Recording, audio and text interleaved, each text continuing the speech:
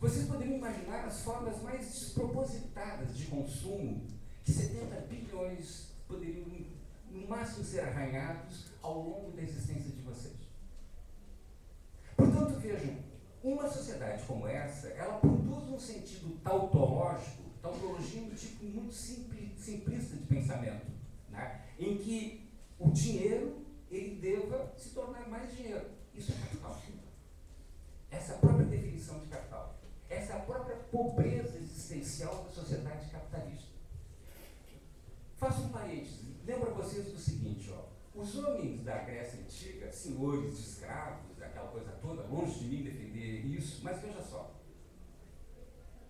Um homem que vivia numa sociedade como a sociedade grega, a época mais esperada do ano para ele era a temporada do teatro trágico. 37 mil pessoas em Atenas assistiam aquelas peças de Sófocles, Eurípides, né, e tantos outros. Aquelas peças eram para eles um impressionante momento de autorreflexão. Era um momento em que eles produziam ali uma sabedoria, que era o que eles levavam mesmo como a participação deles na existência dessa espécie que é a humanidade, naquele tempo histórico que eles tinham vivido. Portanto, os gregos tinham um sentido mais amplo do que o nosso. Para eles, a sabedoria era o grande recurso da existência. O nosso não. Um sujeito como Bill Gates ou Jobs, vocês vão encontrar muito pouca sabedoria neles. A não ser que vocês achem muito sábio um indivíduo que cria um pequeno objeto que vai fazer com que toda a humanidade passe o resto da sua vida olhando para baixo. Cá entre nós, as estrelas são muito mais interessantes do que esse objeto.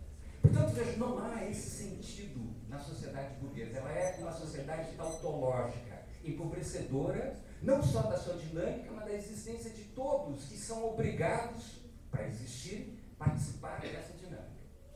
Portanto, vejam, se essa é a característica que eu estou chamando aqui de uma sociedade alienada, e observem que a alienação aqui não é um problema das ideias.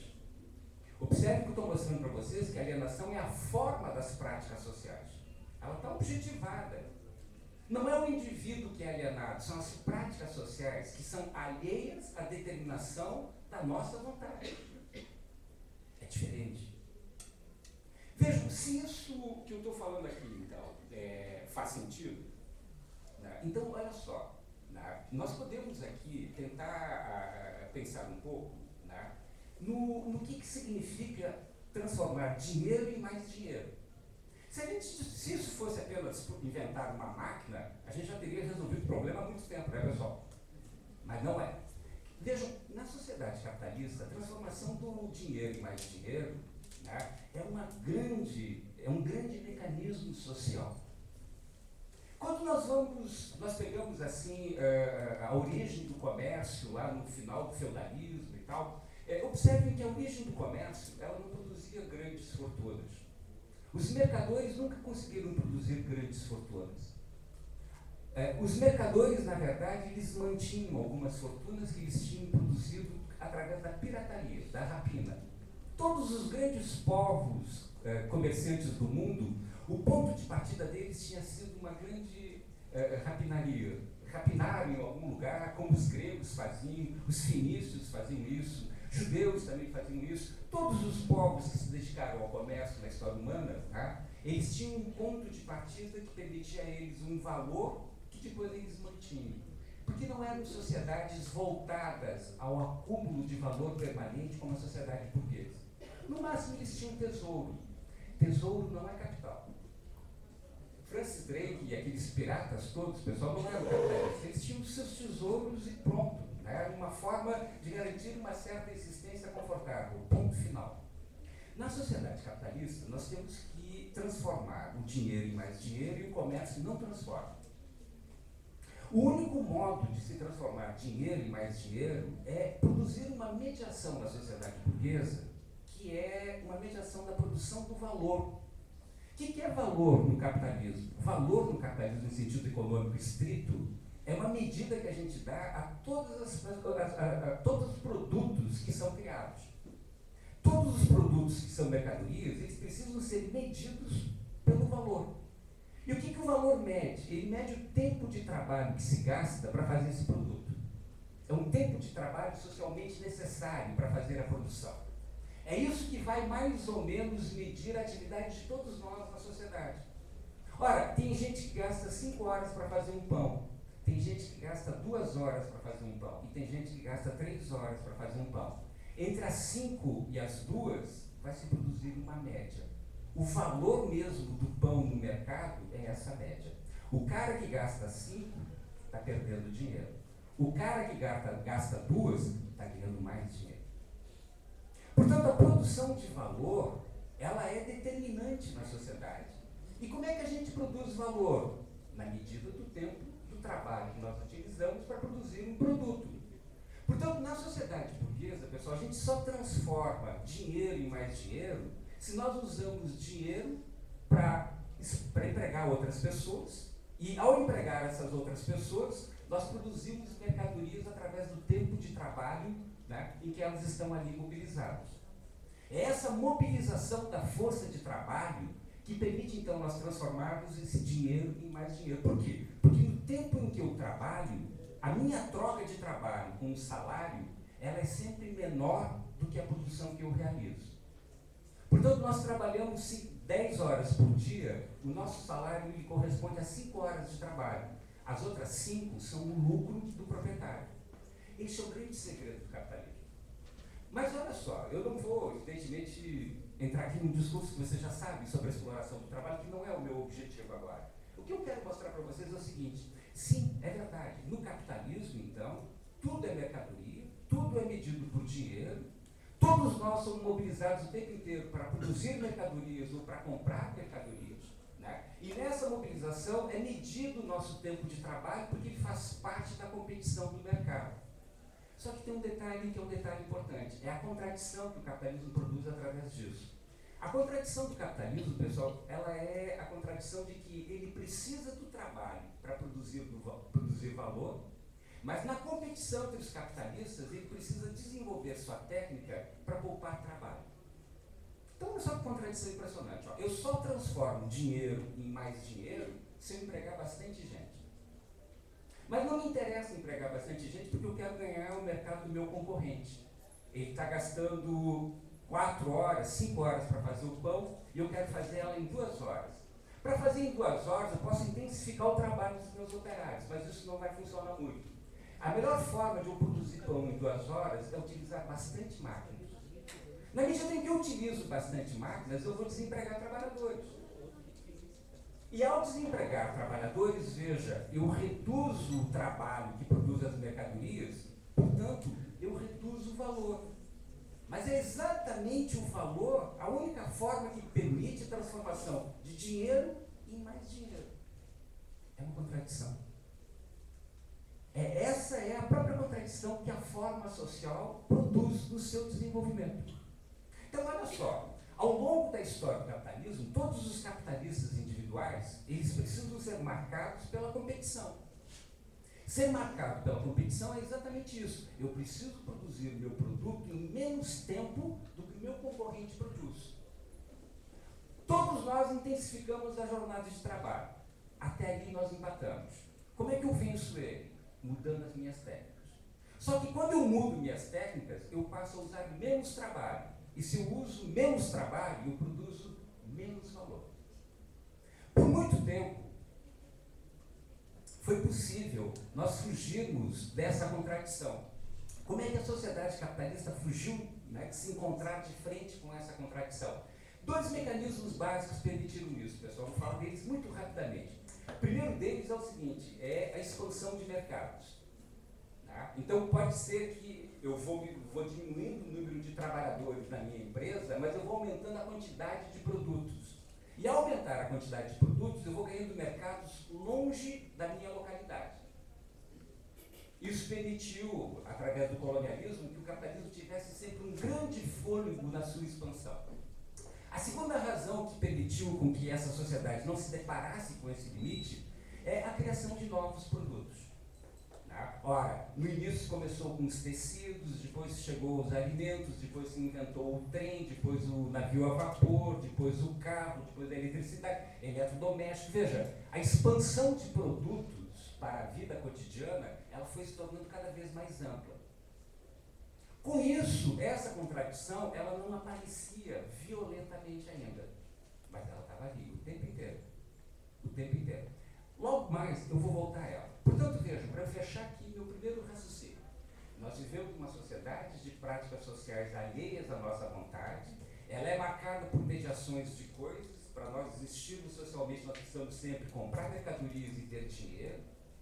Essa sociedade ela é movimentada o tempo inteiro em cima de uma tautologia, de um sentido muito pobre, que é transformar dinheiro em mais dinheiro. Para transformar dinheiro em mais dinheiro, ela precisa utilizar em larga escala o trabalho humano, medir esse trabalho humano na forma de valor, e ao mesmo tempo em que ela faz isso, ela vai economizando o trabalho e desenvolvendo a tecnologia, as forças produtivas. Portanto, é dessa sociedade que eu quero falar para vocês um pouco, né, em termos de uma crítica da punição. Vejam, para uma sociedade como essa, tá, o sentido punitivo, ele é o sentido do próprio trabalho. Quem nós temos que punir nessa sociedade? Nós temos que punir aquelas massas que são necessárias para desenvolver essa produção em larga escala. Nós precisamos, de certo modo, produzir um tipo de mercadoria, que é a força de trabalho, e que seja oferecida em larga escala para o capital. Então, olha só, os três grandes modelos punitivos da sociedade burguesa, eles são justamente três momentos importantes da história da formação dessa força de trabalho. O primeiro modelo punitivo, aquele da época do mercantilismo, né, que eram as galeras, as casas de correção, eles correspondem a um momento histórico muito importante, que é o final da passagem do feudalismo para o capitalismo. Quando está no final do feudalismo e o capitalismo começa já a se impor como uma organização social na Europa, aqueles capitalistas, eles precisavam de uma força de trabalho para empregar nas suas manufaturas. Ora, não era razoável para o homem medieval vender a sua força de trabalho. Hoje vocês acham que o que eu estou falando é uma loucura, mas loucura era o que nós fazemos hoje para o homem medieval. Para o homem medieval, o espaço da produção dele, onde ele produzia suas necessidades, era o mesmo espaço de consumo. Não fazia sentido para o homem, daquela forma social, pegar dinheiro para comprar mercadorias. Ele produzia todas seus produtos, que não se chamavam mercadorias. Ele produzia sua comida, ele produzia sua roupa, ele produzia sua casa, ele produzia suas ferramentas. Ele não precisava dessa mediação que é o mercado. Essa mediação que é o mercado é uma imposição dessa outra forma social, que é o capitalismo. Portanto, vejam, quando o capitalismo começa a se estruturar mais amplamente, ele precisa dessa força de trabalho disponível. Essa força de trabalho precisa ser expulsa dos campos, ela precisa ser expulsa dos feudos. Ela precisa ser jogada para a rua, para a cidade, para que ela não tenha nada para sobreviver que não seja se vender. E isso foi feito com uma violência assustadora. Vocês podem ver essa violência num livro aparentemente ingênuo, que é A Utopia, do Thomas More. Só aparentemente ingênuo. É um livro fantástico, ainda hoje. O Thomas More, a certa altura do livro dele, A Utopia, ele conta, né, que ele está saindo de Londres e ele vai passando por fileiras e fileiras e fileiras de homens enforcados. E aqueles homens foram enforcados porque eles foram pegos mais de uma vez mendigando e roubando. Veja, impor o trabalho assalariado foi um grande genocídio em países como a Inglaterra e o norte da Europa. Não foi algo natural. Mesmo porque o homem do feudalismo, ele intuía de que aquele trabalho assalariado era tudo menos livre. Menos livre. Portanto, vejam, no primeiro momento, formar essa classe trabalhadora, né, ela exigia leis e mecanismos punitivos muito amplos. As leis que o Henrique VIII usou na Inglaterra para organizar essas massas são chamadas de leis sanguinárias.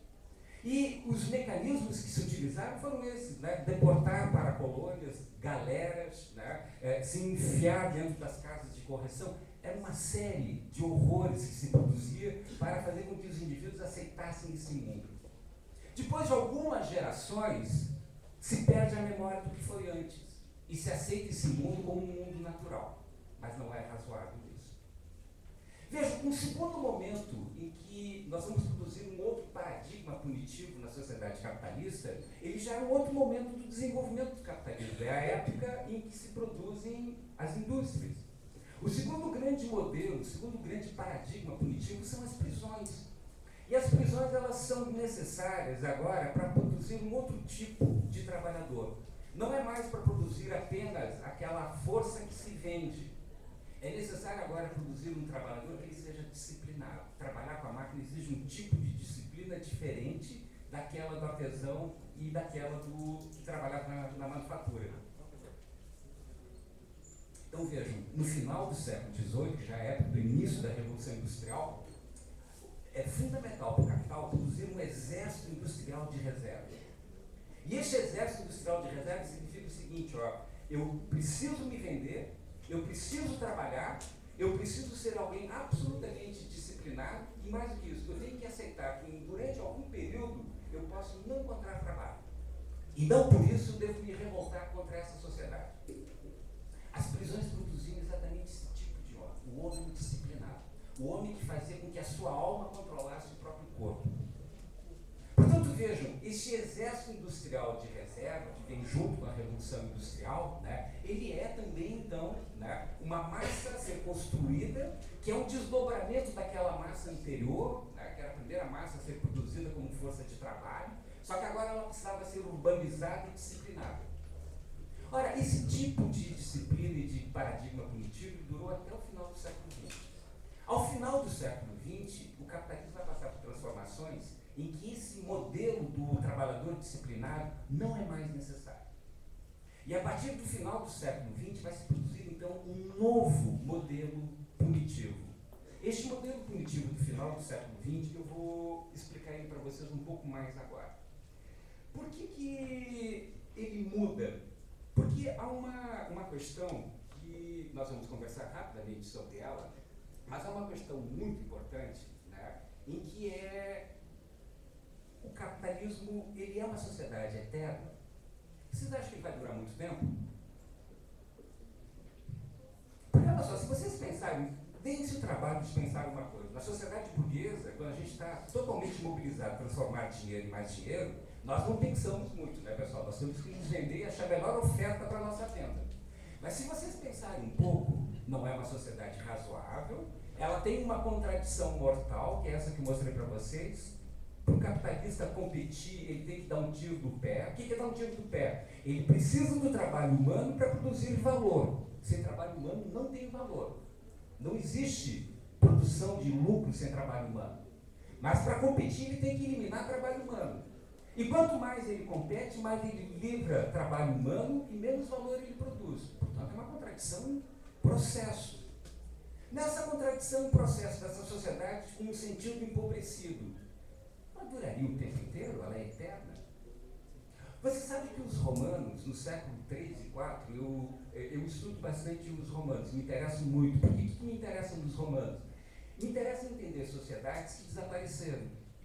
E me interessa uma pergunta: será que os indivíduos dessas sociedades que desapareceram, eles tinham consciência de que eles iriam desaparecer? E é impressionante.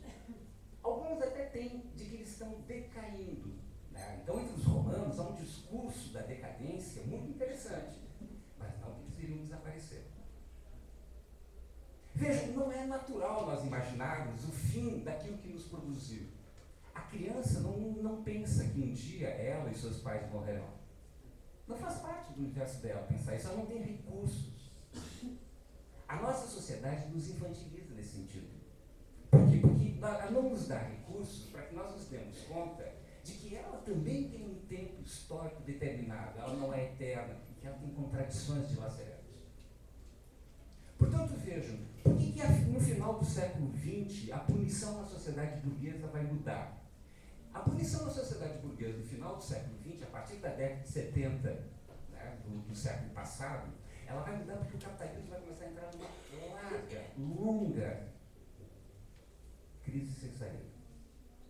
Para poder explicar isso, deixa eu desenvolver um pouco o meu raciocínio aqui, né? Vejam, quando nós falamos de contradição do capitalismo, né, vocês vão ouvir falar de vários tipos de contradição. contradição. Só o Marx, na obra do Marx, nós encontramos 3 tipos de contradição. Eu já falei aqui qual eu acho que é quente, mas olha só. Vocês abrem lá o Manifesto Comunista, o Marx diz: a contradição fundamental do capitalismo é a contradição entre capital e trabalho. Vejam, se nós olharmos a sério o século XX, principalmente depois da Segunda Guerra Mundial, o capital e o trabalho têm sido muito mais parceiros do que inimigos. Se vocês olharem com atenção um governo de esquerda como o governo do PT, vocês vão observar que há uma relação simbiótica entre capital e trabalho. E se não houver essa relação, a possibilidade desses governos é inviável. Boa parte hoje dos trabalhadores está muito mais interessado em manter o seu emprego do que em lutar contra o capital. Por quê? Porque se ele não mantém o emprego dele, atrás dele tem um exército de pessoas disponíveis para ocupar esse mesmo trabalho. Portanto, a contradição fundamental entre capital e trabalho, ela não se apresenta na história. Ela saiu do horizonte da história. Ela explica até metade do século XX. Ela explica parte do que aconteceu na sociedade europeia, parte do que aconteceu nas outras sociedades durante o século XX, mas ela não explica o início do século XXI. No início do século XXI, vocês vão encontrar na mesma mesa a CUT e a Fiesp fazendo boas negociações sobre IPI e outras coisas mais. Mas não essa contradição.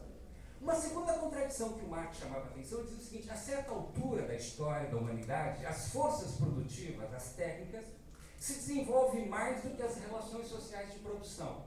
E neste momento é necessário, então, que haja uma ruptura das relações sociais de produção para que essas forças produtivas possam continuar se desenvolvendo. Essa contradição também não apareceu na história. Aliás, ela apareceu na história, mas não levou à mudança das relações sociais de produção. Se vocês observarem o que vocês comem diariamente, que é um produto do desenvolvimento das forças produtivas, que é um produto absolutamente avançado da técnica e da ciência, vocês vão ficar assustados. Todos os produtos, os cereais que vocês consomem, são produtos de laboratório, são transgenias. Eles não existem na natureza.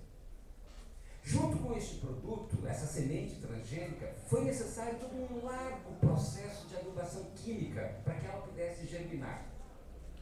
Junto com a adubação química, que torna ela possível na sua germinação, etc. e tal, foi necessário também um conjunto imenso de defensivos agrícolas, para que insetos não destruíssem essa planta. No final de tudo isso, vocês vão consumir em torno de 20 litros por ano de agrotóxicos. Veja, isso aqui é o máximo do desenvolvimento da técnica na produção de um produto natural. Só que, veja, essa produção da técnica extremamente avançada, ela não produziu uma contradição nas relações sociais. Nós comemos essas coisas e não entramos em contradição com isso. Nós somos, todo ano, nós somos intoxicados. A Associação Brasileira de Saúde Coletiva, a ABRASCO, ela avalia que existem evidências claras de uma epidemia de câncer num país como o nosso, no Brasil, e ela diz: a evidência demonstra que uma das razões desse câncer é a alimentação dos brasileiros, assim como o estresse. Veja, apesar de nós estarmos adoecendo e nos envenenando, não há qualquer movimento de contradição com esse desenvolvimento dessas técnicas. Não há qualquer movimento contraditório com essas técnicas. Portanto, essa contradição também não foi uma contradição fundamental. Qual é a contradição fundamental do capitalismo? É essa que eu falava antes. Para ele poder continuar existindo, o dinheiro tem que se transformar em mais dinheiro. Para que isso ocorra, é necessário que se utilize em larga escala o trabalho humano. Só que o capitalismo, a partir da década de 70 do século passado, ele entrou num nível tecnológico que usa muito pouco trabalho humano. Para vocês terem uma ideia, um automóvel, até a década de 60, 70 do século passado, ele utilizava em torno de 12 operários trabalhando durante 48 horas para fazer um carro. Já moderno, em 1960, 12 operários durante 48 horas, eles produziam um automóvel. Agora, meus caros, em 10 horas, 6 operários produzem um automóvel. Muito mais moderno do que aquilo que se produzia nos anos 60. Portanto, essa é a lógica do capitalismo. Ele utiliza cada vez mais técnicas avançadas que poupam trabalho, só que ao mesmo tempo em que ele poupa o trabalho e conquista mercados, ele está produzindo menos valor. O que é o problema do menos valor para o capitalista, pessoal? Olha só, ele tem na mão uma quantidade imensa de capital. Ele olha para o mercado e diz, eu não vou investir mais em abrir fábricas. Primeiro, porque tem carro demais sendo produzido no mundo. Segundo, porque o retorno do lucro do meu investimento em fábricas é muito pequeno. Foi isso que abriu todas as comportas do processo especulativo da financiarização do capitalismo. Mas veja, a financiarização do capitalismo é apenas um sintoma da crise que eu estou chamando a atenção aqui para vocês. O capital hoje, ele produz menos valor do que ele precisa para continuar se valorizando e se acumulando. Isso significa que uma parte do capital que existe no mundo, ele não tem valor, ele não tem substância. Como é que vocês podem olhar isso no cotidiano de vocês? Porque isso parece uma maluquice, né? Mas olha para o cotidiano de vocês e olha só, eu vou dar para vocês 2 exemplos históricos recentes. Na crise de 2008, na Bolsa de Valores dos Estados Unidos, que se espalhou pelo mundo inteiro, está na Europa, está entre nós, essa crise é mundial. Naquela crise de 2008, de outubro de 2008 a maio de 2009, se queimou no mundo 27 trilhões de dólares. Não se perca no número de zeros, ó. 27 trilhões de dólares foram queimados nas bolsas de valores. Como é que foi possível essa queima fabulosa de valor? Era valor sem substância. No mundo hoje, existe em torno de 100 vezes mais papéis em dinheiro e outras formas de letras de tesouro, ações. Existem 100 vezes mais papéis do que bens e serviços materiais. O PIB do mundo é de 56,7 trilhões de dólares. E a riqueza em papel que circula o mundo, né, ela é de 10 a 100 vezes mais esse valor. Segundo os mais céticos, 600 trilhões de dólares circulam no mundo como papel. Mas esse papel tem valor? Não tem valor. Outro exemplo de cotidiano para vocês entenderem o que eu estou falando. Como é que é possível um sujeito como o Eike Batista, em 2007 não tinha nada, em 2010 ele tinha 37 bilhões de dólares de fortuna e em 2013 ele vai ficar com 400 bilhões de dólares? Como é possível essa produção de uma fabulosa fortuna e ela desaparecer tão rapidamente sem nenhum abalo sísmico à vista? É que aquele dinheiro ele não era valor substancial. Ele era, na verdade, um dinheiro desfibrado, era papel. Era muito mais uma promessa de valor a ser realizada do que valor consistente. Dinheiro que corresponde, de fato, a mercadorias para serem compradas. Então, este é o grande movimento da crise do capital. Aquilo que o mantém em pé, que é transformar dinheiro em mais dinheiro, este mecanismo foi eliminado do processo social. E na medida em que se eliminou isso, essa sociedade ela começa a desmoronar. Lenta, gradualmente, às vezes acelerada. Veja, quando nós pegamos os conceitos de crise da sociedade capitalista, pessoal, a gente vai ver que são vários tipos de crise. Crise cíclica no capitalismo sempre teve, de 7 em 7, de 10 em 10 anos, os ciclos do capital batiam uma crise. Se produzia muito, o mercado não absorvia. Era necessário uma recessão. De 50 em 50 anos, eram necessárias pequenas depressões. O capitalismo já teve 3 grandes depressões. No final do século XIX, na metade do século XX e hoje. Só que a de hoje ela tem uma característica nova. Ora, a de hoje, pessoal, não é nem uma crise cíclica, não é nem uma crise de uma depressão por uma expansão de longo tempo do mercado e tampouco uma crise financeira. A de hoje é uma crise estrutural. A estrutura que mantinha em pé essa sociedade, ela se perdeu. Aquilo que mantinha as condições para que essa sociedade se expandisse permanentemente pelo mundo, desapareceu. E nós já estamos vendo os sintomas dessas crises aparecendo. A crise, vocês não devem lembrar, né? São razoavelmente jovens. Mas quem viveu os anos 90 com alguma maturidade, os anos 90 no Brasil foram anos de horror. O Brasil, desde os anos 80, patina. Desde os anos 80, o nosso crescimento econômico é vegetativo. Nós tivemos um pequeno crescimento nos últimos 10 anos. E mesmo assim, ficcional, ele é frágil, ele é falso, ele não dura muito tempo. Tanto é que estão vendo agora o desespero do atual governo em tentar manter taxas mínimas de crescimento de 2%, 2,5%. Portanto, vejam, a crise ela já tinha batido no terceiro mundo desde os anos 80, que era a crise da dívida externa. Quando nós olhamos os tigres asiáticos dos anos 90, pessoal, eles viveram crises absurdas. Taiwan, Singapura, todos eles tinham vivido crises violentíssimas nos anos 90, assim como nós brasileiros.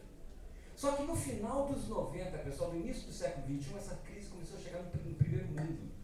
E ela chegou no coração do capitalismo, que é os Estados Unidos. Ela bateu nos Estados Unidos em 2001, bateu violentamente em 2008, foi para a Europa e vejam, desde então, já fazem mais de 5 anos, a crise não dá qualquer trégua no seu desdobramento. Não dá qualquer trégua no seu desdobramento. Ou seja, nós estamos diante de um paciente que está numa CTI e quando dá um pequeno sinal vital as pessoas festejam. Mas os pacientes não têm qualquer prazo para sair da CTI. Portanto, vejam, isso que eu estou mostrando para vocês de forma abstrata, ela pode ser claramente identificada por vocês no mundo em que vocês estão vivendo. Através dos exemplos que eu estou aqui dando para vocês. E qual é este problema? O problema aqui básico é exatamente isso. O sentido da sociedade burguesa, que é transformar dinheiro em mais dinheiro, que exige um imenso processo de produção, um imenso processo de utilização da força humana para trabalhar. Né? Na medida que se desenvolveram técnicas extremamente avançadas, essas técnicas poupam tanto trabalho que não produzem mais valor. Máquina não produz valor, pessoal. Máquina transfere valor. Se o mundo inteiro fossem só máquinas produzindo, pessoal, o capitalista não ia produzir lucro nenhum. Primeiro, porque ele não ia ter consumidores. Segundo, porque ele ia fazer com que o cálculo da máquina dele se pagasse nos seus produtos. Pronto. O único fator de produção que permite ele tirar o lucro é o cálculo sobre o preço do salário do trabalhador e não sobre a máquina. Então, este é o quadro histórico que nós estamos chegando, que é uma crise acachapante, né? E nessa crise acachapante, ela vai exigir, evidentemente, né, um novo tipo de onda punitiva. Ora, entro aqui nessa minha última explicação, já falei demais e vou concluir então a minha fala. O que é a natureza dessa onda punitiva que se produz, né, neste quadro histórico? Observem, se nós somos uma sociedade que ela começa a se desmontar, a desmoronar, tá? À medida em que ela vai desmoronando lenta ou às vezes aceleradamente no meio dessas crises, é necessário se manter um núcleo que ainda funciona. Uma parte da humanidade, pessoal, ela já não é mais aproveitável em termos de capitalismo. Repito porque isso é de uma crueldade absoluta. Uma parte da humanidade significativa, ela não é mais aproveitável em termos do desenvolvimento ou dos desdobramentos dessa sociedade. A reprodução ampliada da sociedade burguesa, que se dá a nível mundial, ela não precisa mais de todos nós. A ONU estima que 1,2 bilhões de seres humanos passam fome diariamente, vivem com menos de $1. Repito, 1,2 bilhões de seres humanos hoje vivem já em absoluta situação de pobreza. Portanto, vejam, numa sociedade com essas características, aquilo que desmorona, precisa ser administrado. A onda punitiva atual é exatamente uma administração dessas massas que se tornaram dejetos para a sociedade burguesa. A sociedade burguesa ela precisa produzir vastos cordões sanitários para impedir que esses famélicos impeçam a continuidade daquela parte que ainda funciona. De que modo essa administração desse desmoronamento social é feito? De novo, eu vou dar para vocês muitos dados. Vocês podem observar isso no mundo inteiro. Um primeiro modo para poder produzir essa gestão, né, de uma sociedade de desmoronamento foi como se ampliou a utilização das prisões a partir dos anos 80 e 90, já no centro do capitalismo, em países como os Estados Unidos. Veja, desde os anos 80 nos Estados Unidos, o número de prisões de pessoas presas só cresceu. Se estima que hoje tem em torno de 2,3 milhões de americanos presos. na sua ampla maioria negros e hispânicos. Vejam, 2,3 milhões de americanos dão uma média de 700 presos por 100 mil habitantes. Não existem esses dados na história do Ocidente em tempos de paz. Não existem esses dados no Ocidente em tempos de paz. No Brasil, pessoal, são em torno de 550 mil presos. Dá em média em torno de 400 presos por 100 mil habitantes. Este tipo de encarceramento em massa, ele é de norte a sul do planeta, de leste a oeste. São raras as sociedades, raríssimas as sociedades que não entraram nessa sanha encarceradora. O que mais se desenvolve hoje são prisões, mais do que fábricas e empregos. Um segundo aspecto para conter essas massas é uma contribuição que o Brasil vai dar ao mundo: genocídio. No Brasil, nós produzimos um dos genocídios mais terríveis da nossa história nos últimos 15 anos e não comoveu ninguém. Se nós pegarmos os dados dos mortos por causas externas do Ministério da Saúde, esses dados começam a aparecer a partir de 79. São as primeiras vezes que isso é computado a nível nacional. Veja, em 1979, final da ditadura militar, morreram no Brasil de causas externas 11 mil pessoas. Já na metade dos anos 90, morriam no Brasil por causas externas 36 mil pessoas. Observe que o triplo de mortos não acompanha o número de crescimento da população brasileira. E hoje se estima, segundo dados do próprio Ministério, que morram por ano 50 mil pessoas. É em torno de 27 mortos por cada 100 mil habitantes. A ONU diz que acima de 10 mortos por 100 mil habitantes, nós entramos num quadro de guerra civil de baixa intensidade. 27 mortos por 100 mil habitantes é uma guerra civil. Mas, vejam bem, não é qualquer morto. Não morre qualquer um nesse país. Os que morrem, eles têm características muito marcantes. São jovens. Porque, se vocês observarem bem, são os primeiros a se depararem com um problema deste mecanismo social que é a sociedade burguesa colapsando. São os jovens que os primeiros sentem a falta de emprego. Então, observem bem que na medida em que não é mais possível se reproduzir socialmente naquela velha chave que os nossos pais, nossos avós se reproduziram, um vai passando para o outro o seu posto de trabalho, etc, etc.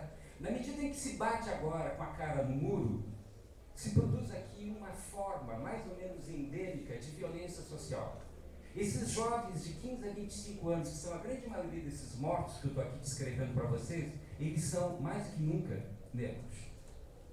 É evidente, num país racista como o nosso, num país onde o racismo é uma das culturas mais cultivadas entre nós, é evidente que quem primeiro paga o preço desse desmonte de uma sociedade são exatamente aqueles que sempre pagaram esse preço. Os negros. Portanto, vejam, é um genocídio de jovens negros que dura mais de 2 décadas. Os anos 90, a primeira década do século XXI, isso não tem diminuído, pelo contrário, aumentado. Portanto, num quadro como esse, observem vocês que as formas da punição mudaram agora. Já não é mais aquela das leis punitivas que formaram a classe trabalhadora no século XIV, XV, XVI.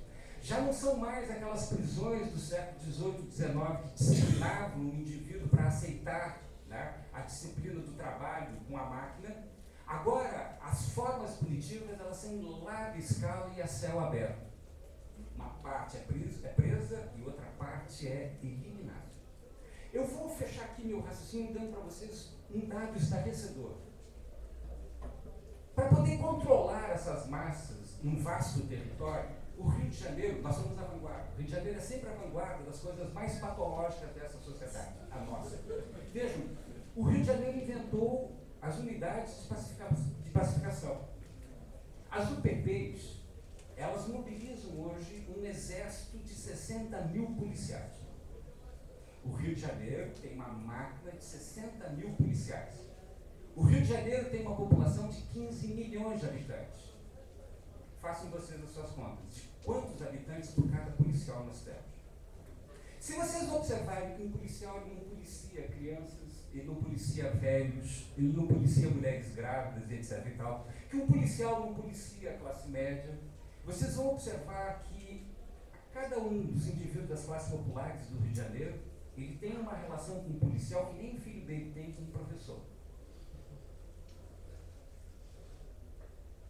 Porque polícia não é para toda a sociedade, pessoal. Polícia são para os pobres, são para essas massas que eu estou aqui descrevendo para vocês. Numa UPP como a da Rocinha, há um policial para cada 20 moradores. Ele pode saber de cor o nome das pessoas. E mesmo assim eles fazem aquilo que vocês viram com a Maril. Torturam, matam e escondem. Portanto, fecho aqui meu raciocínio dizendo 3 coisas muito rápidas e básicas do que eu falei. Primeira delas, há uma mudança de fundo da base punitiva da nossa sociedade, que ela não se explica em termos de especialistas. Não é um problema para o especialista. Eu não sou um sociólogo, não sou um especialista nesses temas. Este é um problema político para a sociedade. Veja, nós estamos numa época histórica que essa forma social, ela não cabe mais todo mundo dentro dela. E o modo como se seleciona quem entra e quem sai é uma forma absolutamente cruel, brutal. É um pequeno circo de horrores. E este mundo que faz essa seleção o faz com esses aparatos punitivos. Nós não podemos aceitar isso como normal. Segundo elemento que eu quero chamar a atenção para vocês, o Estado que se produz nessa época, a forma política que se produz nessa época, é um Estado de exceção. Observem que as UPPs no Rio de Janeiro, sob o ponto de vista de um bom direito constitucional, não ficam em pé. Porque as UPPs no Rio de Janeiro, elas declaram estado de sítio naquele território. Os moradores dos territórios das UPPs, Alemão, Rocinha, Complexo da Mineira, Borel, por aí afora, os moradores dessas regiões, eles são submetidos diariamente a humilhações que nós não somos submetidos. Eles são revistados, eles são proibidos de fazerem festa dos seus filhos de aniversário. Eles precisam pedir licença para fazerem essas festas. Uma série de manifestações culturais muito caras à juventude das favelas do Rio de Janeiro foram proibidas, entre elas o rap. Veja, há um cerceamento muito claro da liberdade de ir e vir e de expressão desses indivíduos. Há um estado de arbítrio legalizado. Por fim, a última coisa que eu quero dizer, a minha fala, ela é uma fala racional. Eu falo para a razão de vocês e não para o coração de vocês. Eu quero fazer vocês pensarem. É uma fala que ela nos diz, o mundo está péssimo.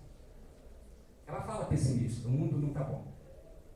Ora, o pessimismo, pessoal, não é para nós nos entregarmos aí. O pessimismo não é uma coisa pela qual nós nos entreguemos. O pessimismo tem que ser transformado numa força vital. Qual é a base do pessimismo como força vital? É possível que a gente viva um outro mundo em outra época, além deste? Não. Nos foi dado este mundo para viver. Quem cria um mundo social? Quem cria as formas históricas de sociedade? Os seres humanos.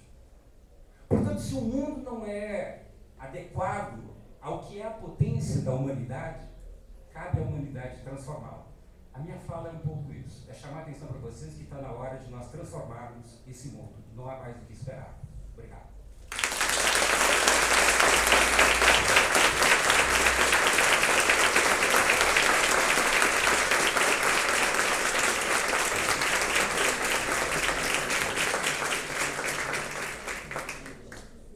Obrigada, professor Marildo. Queria pedir para o pessoal, se quiser ir um pouco mais para frente aqui, está bem lotado. E, bom, passar a fala agora para a professora Vera.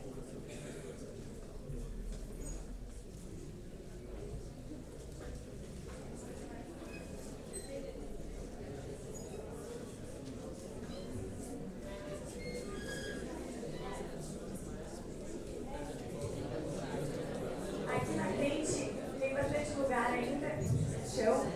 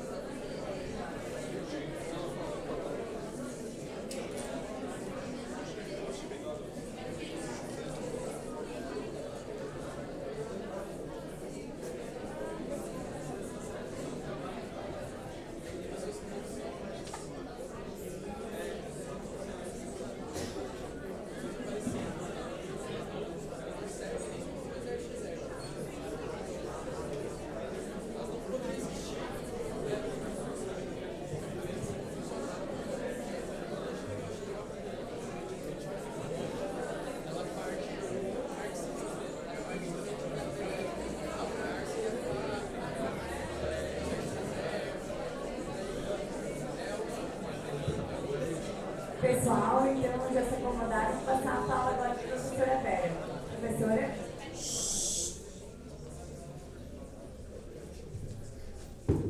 Foi bom essa descontração enquanto nós conseguimos nos recuperar, né, da forte emoção, do forte impacto da fala do professor Marilton. Eu quero dar boa noite a todos. Eu quero cumprimentar duas professoras muito queridas, muito especiais, a professora Janine Nicolás e Felipe, tutora do PET Direito, e a professora Ivone Licha, professora da FURB de Blumenau. Eu quero cumprimentar aos petianos, quero cumprimentar a todo o empenho do PET na construção deste evento. Eu vejo ex-petianos, atuais petianos, e me alegra muito esse reencontro. Eu quero cumprimentar todos os nossos alunos, queridos alunos, nossos mestrandos, doutorandos, meus orientandos, alunos de graduação, a todos os demais presentes. Especialmente quero me dirigir à mesa, na pessoa da Gaia, e, de modo muito especial, cumprimentar o Marilton Menegatti, cuja presença aqui nós, né, é esperada há bastante tempo, já não vou dizer decenariamente, mas já há alguns anos, que fizemos um empenho de trazê-lo até aqui. Eu quero começar a minha fala citando uma afirmação do Marilton na sua recente obra sobre denominada Estudos sobre Ruínas, publicada na coleção Pensamento Criminológico, em que ele diz que essa obra se insere no esforço de construção de um lugar que se viu arruinado pelas avalanches dos últimos anos, o de uma teoria crítica abertamente anticapitalista. Eu quero compartilhar deste esforço e dizer que a minha fala também vai nesta direção, né, de revitalização e de resgate de uma teoria crítica que, com certeza, pode ser considerada uma teoria crítica abertamente anticapitalista, que é a criminologia crítica. Nós vivemos um tempo não apenas de esvaziamento das teorias críticas, mas de criticismo nas academias. Então, eu acho que a grande utopia hoje, né, é resgatar esse espaço público de pensamento autônomo e crítico a partir da revitalização das teorias críticas e a partir do resgate do sujeito dentro das universidades. Um sujeito que, pela fala grandiosa do Marilton aqui, está morto, né? E foi muito importante a mesa ter começado pela exposição dele, que é um dos mais grandiosos conhecedores do pensamento marxista e marxiano no Brasil, um dos mais grandiosos revisores do pensamento marxista, e a fala dele nos dias fala por si só, né, e nos dias do quanto é importante a atualização do marxismo, né, como uma das potências analíticas que a gente tem para pensar e entender essa realidade barbárica que está aí, que foi radiografada por ele, né, projeto de dominação burguês, como um projeto esgotado, foi apresentado aqui e metralhado nas suas vísceras. Então, sem teorias potentes, teorias abertas, teorias críticas, nós não conseguimos entender essa realidade que nos aliena e adormece. É preciso um urgente desmuramento dentro das universidades, é preciso simultaneamente um choque teórico e um choque de realidade. E só com a boa teoria nós produzimos um choque de realidade, que é o que nós vimos acontecer aqui essa noite. Eu me emociono muito, Maria, com a tua fala, né, que está no horizonte da nossa utopia. Então, eu queria vou falar de criminologia crítica. Muitos de vocês vão estar vendo aqui mais do mesmo. Os meus alunos vão ter que ser tolerantes, um pouco, para ter paciência com o que eu vou colocar. É um script que muitos de vocês conhecem. Penso também trazer alguma coisa nova. Eu vou fazer o seguinte: o que eu quero fazer?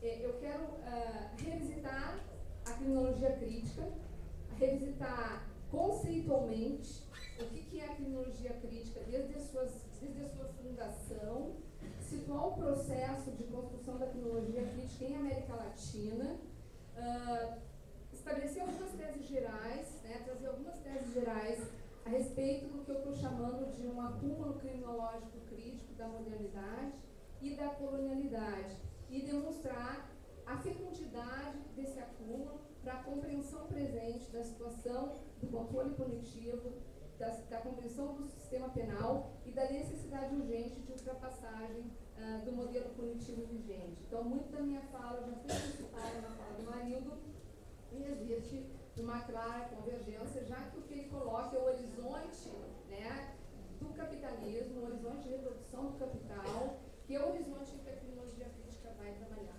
Então, vamos lá. Eu vou me valer de algumas coisas que escrevi nesse meu texto, pelas mãos da criminologia, para tentar ser um pouco mais pontual. As páginas 88, eu inicio dizendo, né, falando da minha preocupação quanto à ambiguidade do conceito de crítica em criminologia, a importância da gente voltar a pontuar, revisitar o que é o criticismo em criminologia, justamente porque este é um conceito que passou por um enorme processo de apropriação, né, e uso gerador de uma enorme ambiguidade.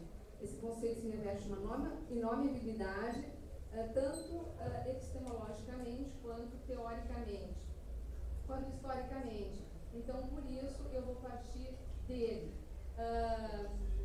O que se convencionou chamar de criminologia crítica tem uma outra história.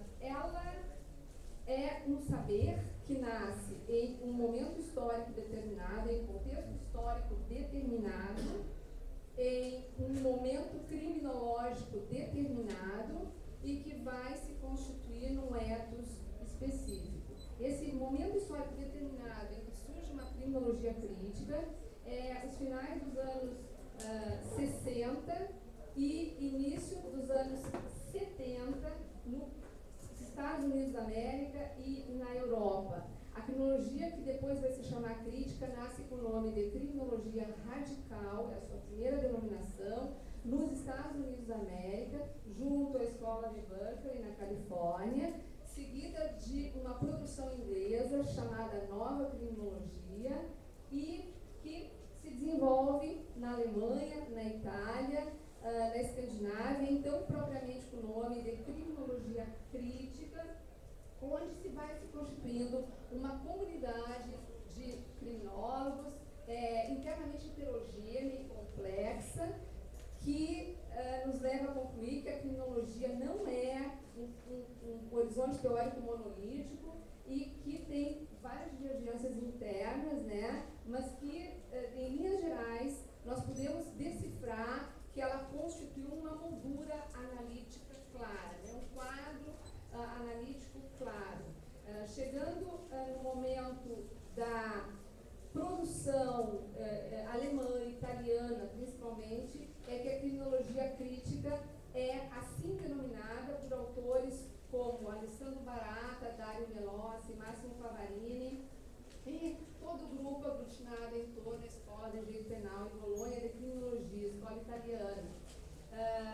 Assim se forma um movimento criminológico crítico que na década de 70 vai ganhar a América Latina, chega à América Latina e se desenvolve inicialmente na Venezuela, junto à Escola do Maracaibo, com Lola Liar de Castro, Rosa de Olmo, Roberto Vergani, um conjunto de latino-americanos, entra pela Venezuela, se desenvolve na Argentina, na Colômbia, no Chile, no Panamá, na Costa Rica, México e Brasil. E vejam que a criminologia crítica entra no continente latino-americano e assume aqui um significado de resistência, porque nós estamos em plena ditadura militar. É o contexto em que se dá a recepção da criminologia crítica na América Latina. Aqui se destacam nomes como Heleno Cláudio Lagoas, Esther Kozovski, Nilo Batista, Juarez Tavares, Juarez Cirilo Santos, Roberto Lira Filho, Gisele Neder, Gisele Cerqueira e outros, Juarez Tavares e outros. Muito bem. Eu vou pontuar, então, na sequência, que aqui, quando a criminologia crítica chega na América Latina, ela vai também gerar uma grande polêmica, que eu vou pontuar na sequência. Ela dialética, hora de criminologia da libertação. Se vocês encontrarem todos esses nomes, vocês estarão diante desse movimento criminológico crítico que eu estou descrevendo. Criminologia de raízes, né, e até sociologia do controle penal ou realismo criminológico marginal. Então, sob essas diferentes aglutinações, se configura um movimento criminológico crítico que vai, então, constituir, né, uma viragem na história da disciplina. Coube a Alessandro Barata, a meu ver, na obra Criminologia Crítica e Crítica do Direito Penal, e a Máximo Pavarini, na obra Controle e Dominação, precisar pontuar o que seria a criminologia crítica em meados da década de 70. Acho que foram os autores, os criminólogos, que exerceram um esforço mais concentrado no sentido de precisar o que seria a criminologia, a sua proposta e o seu projeto teórico-político. Então, o Barata, nessa obra, deixa claro, assim como o Pavarini, que a criminologia crítica se constitui num estágio europeia, estamos na Europa, se constituiria num estágio avançado de desenvolvimento teórico das premissas epistemológicas firmadas pelo paradigma da reação social, no interior do chamado paradigma da reação social, e que se desenvolveria por dentro do paradigma da reação social, considerando irreversíveis as suas principais teses, mas também com uma postura crítica, falando dos limites das análises realizadas dentro do paradigma da reação social. Então, a criminologia se colocou como uma teorização que estava indo por dentro do paradigma da reação social, para além dele, uma direção do materialismo histórico. O que significa que ela se autodefiniu como um saber interacionista materialista e coube à criminologia nesse momento precisar qual seria o uso que estaria se fazendo do marxismo em criminologia. E ela vai lançar mão disso já de antecedentes, né, que tinham sido feitos de aplicação do marxismo à análise da pena e da pena de prisão, notadamente da obra de Ruth Kirchheim, já citada pelo Marildo aqui. Então, a criminologia vai assumir uma postura de paradigma da reação social, desenvolvida no sentido do materialismo histórico e revisitando obras anteriores que já haviam aplicado o marxismo ao estudo da pena, notadamente da economia política da pena. Um parênteses aqui, por paradigma da reação social, nós estamos nos referindo àquele paradigma que produziu uma virada na história da disciplina criminologia. Nós estamos nos referindo a uma mudança segundo a qual se constituiu um novo paradigma crítico do paradigma até então vigente, desde o século XIX, dentro da criminologia, que era o chamado paradigma etiológico, que com múltiplas teorias se definia como estudo explicativo, causal explicativo do criminoso e da criminalidade, a teoria causal explicativa da criminalidade com enfoque biopsicológico. Esse paradigma dominou o mundo ocidental, né, com a sua ideologia da defesa da sociedade, com a sua ideologia da construção do criminoso perigoso, e a grande fonte de legitimação do funcionamento dos sistemas penais até hoje, o seu modelo de direito penal do autor, com seus conceitos eivados do positivismo periculosista do século XIX, época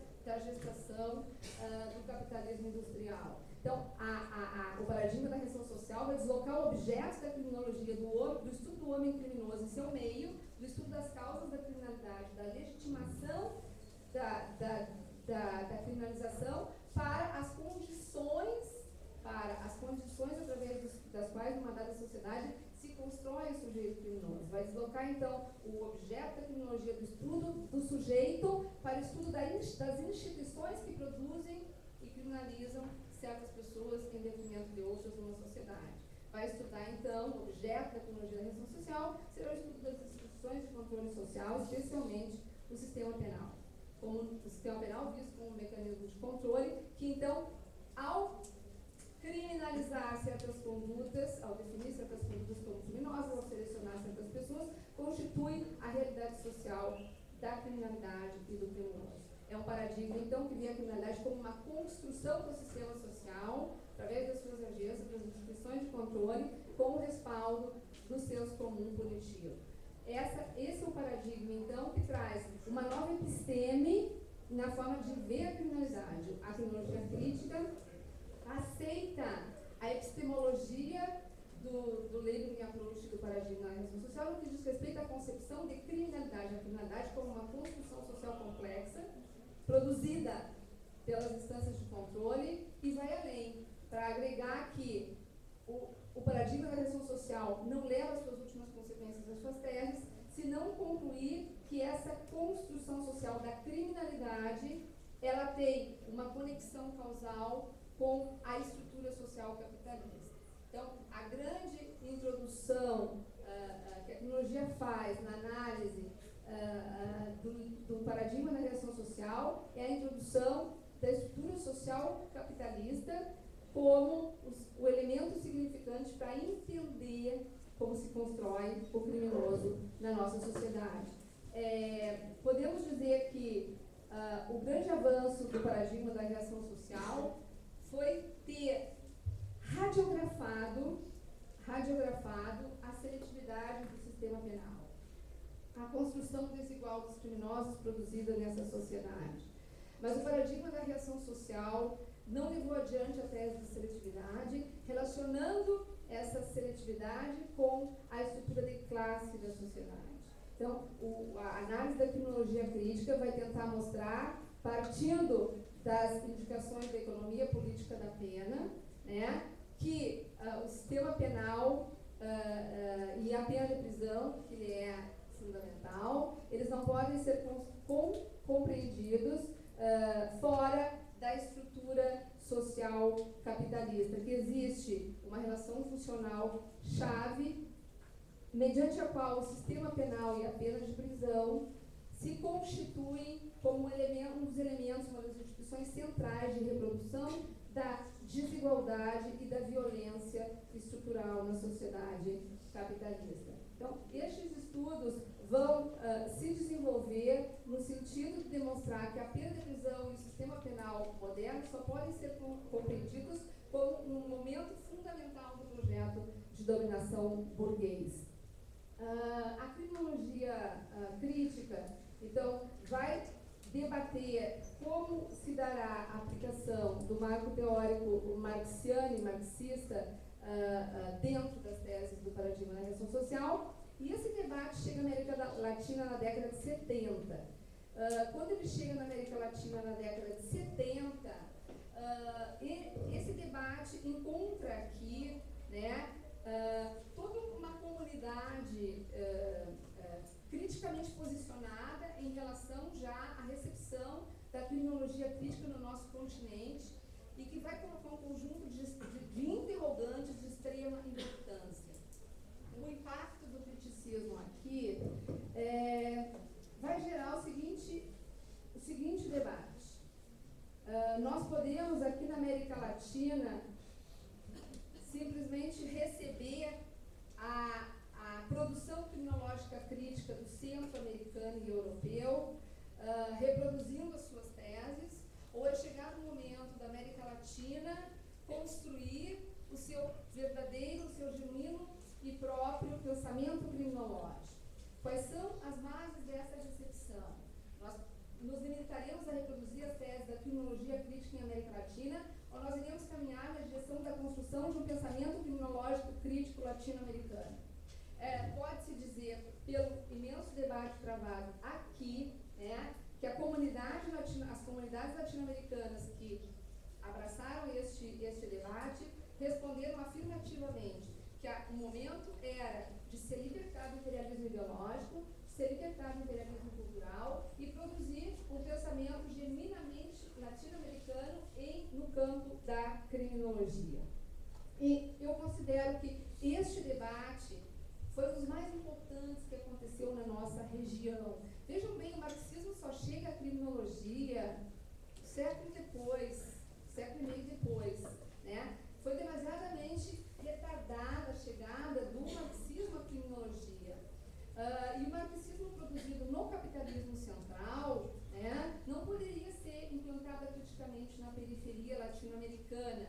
Então, debate que é aberto nesse momento, ele é de extrema importância porque ele vai colocar a libertação do imperialismo cultural e vai ser um momento de produção extremamente rica, que está condensada num conjunto de textos e obras, porque há uma enorme divergência entre os criminólogos, dos quais estarão presentes Rosa Del Olmo, Lola Miar de Castro, Zaffaroni, Roberto Bergali, Novoa Monreal e um conjunto de criminólogos que vão colocar a seguinte questão. Qual deve ser, se no centro do mundo a criminologia da reação social deslocou o objeto criminológico do homem para o controle social e punitivo, transformou o sistema punitivo, notadamente a pena de prisão, em objeto da criminologia, produziu um conjunto de teses, né, acumuladas em torno do funcionamento desse sistema penal. Essas teses explicam a nossa realidade marginal, explicam como os nossos sistemas penais funcionam aqui, porque, em definitivo, a criminologia, prometendo construir uma teoria materialista do desvio e do sistema penal, ela acabou priorizando a análise do sistema penal. A criminologia crítica acabou priorizando, hoje, uma teoria materialista dos sistemas penais vigentes. Ela acabou priorizando a análise da estrutura e do funcionamento dos sistemas penais. Então, a grande questão era, essas teorias produzidas no centro vão dar conta de explicar a nossa realidade? A resposta foi, só parcialmente. Só parcialmente. O que se construiu nesse momento? Se construiu, então, uma consciência de que era preciso construir um projeto criminológico, crítico, coletivo, para o entendimento da especificidade do funcionamento dos nossos sistemas punitivos, da nossa prisão, do nosso controle social punitivo. Mas as respostas que se deu a isso não foram uniformes. Os criminólogos se dividiram no como isso deveria ser feito, como esse projeto de entendimento de uma América Latina punitiva deveria ser feito. Então, alguns se posicionaram no sentido de que aqui na periferia nós deveríamos incluir como objeto da criminologia a totalidade do controle social, não apenas o controle social formal ou punitivo. Outros entenderam que isso era uma desorientação epistemológica, como Novoa Monreal. Outros se posicionaram no sentido de que, se nós ampliássemos demais o objeto da criminologia para o entendimento do controle social informal, nós estaríamos deixando de fazer criminologia para fazer uma sociologia global. Então, este foi o debate, mas ao longo desse debate sobre como deveria ser o formato da disciplina, né, foi se produzindo um acúmulo de entendimento do nosso próprio controle punitivo, dos nossos sistemas penais. Então, um debate é o que ficou congelado na década de 70 e 80. Qual vai ser o destino da criminologia em América Latina? Não houve, eu sustento a hipótese de que não houve uma continuidade neste debate, que ele foi interrompido até pela avassaladora entrada do capitalismo na sua fase neoliberal, em que passou a predominar uma criminologia atuarial administrativa que colonizou o pensamento crítico. Mas esse debate não teve uma continuidade orgânica no continente, entretanto, ele produziu frutos por todos os cantos. Eu diria que se firmou aqui uma criminologia desenvolvida sob os pressupostos epistemológicos do paradigma da reação social, um desenvolvimento marxiano heterogêneo e outros desenvolvimentos que constituíam um campo analítico complexo, e esses desenvolvimentos se deram atomizadamente, ou seja, através de esforços biográficos individuais de criminólogos que seguiram seus rumos sozinhos. Então, o que falta desde o princípio nessa teorização sobre os sistemas penais latino-americanos é uma palavra sobre a qual eu tenho algum receio, mas é uma organicidade, ou seja, é um enredamento, é uma produção com uma maior comunicação e integração rumo a produzir uma resistência mais orgânica contra o mega projeto de dominação que está posto aí, descrito pelo professor Marildo Menegar. Bom, então, o que a gente tem contemporaneamente? A criminologia crítica produziu, do central, ela produziu um acúmulo teórico sobre os sistemas penais vigentes. A criminologia crítica latino-americana produziu um outro acúmulo teórico, levando em conta a especificidade da nossa condição de colônia, de sociedade periférica. Nós temos teses centrais que foram tomadas aqui na periferia, né, como irreversíveis. A estrutura analítica da criminologia crítica foi tomada aqui como uma estrutura irreversível. No entanto, ela foi tomada como um saber que necessita ser atualizado e revisitado com as especificidades da periferia. Eu vou tentar colocar o que é o acúmulo geral da criminologia crítica, né, que vem do capitalismo central, e o que é a preocupação dos criminólogos da periferia como resultado desse processo todo de desenvolvimento secular. Então, a gente tem um desenvolvimento que é da modernidade central e a gente tem um desenvolvimento criminológico que é da colônia, da colonialidade. A criminologia crítica pontuou algumas questões epistemológicas centrais, que estão desde a economia política da pena, já foram citadas aqui pelo Marildo, desde a obra do Rushd Wirsheim, Meloss e Paparini retomaram, passando também um pouco por Foucault. Questão número 1, a relação entre pena e estrutura social. É uma premissa epistemológica fundamental. Para analisar os sistemas penais e a pena de prisão, nós temos que produzir a relação, analisá-los a partir da sua inserção na estrutura global, na estrutura social global, a sua inserção na totalidade, verificar os nexos de causalidade que mantém com essa estrutura. É conhecida a tese que está na obra do Rushd e do Kirchheim, que nos diz: a pena como tal em abstrato não existe. Existem sistemas punitivos concretos, métodos punitivos concretos, e cada sistema social descobre, cada modo de produção, descobre e põe em prática o método punitivo adequado às suas relações de produção. Assim sendo, nós devemos estudar o método punitivo vigente a partir da contradição entre os seus objetivos declarados e os seus objetivos e não cumpridos e os seus objetivos reais. A partir da contradição entre as suas funções declaradas e não cumpridas e as suas funções realmente cumpridas. Esse é o eixo-chave da criminologia crítica.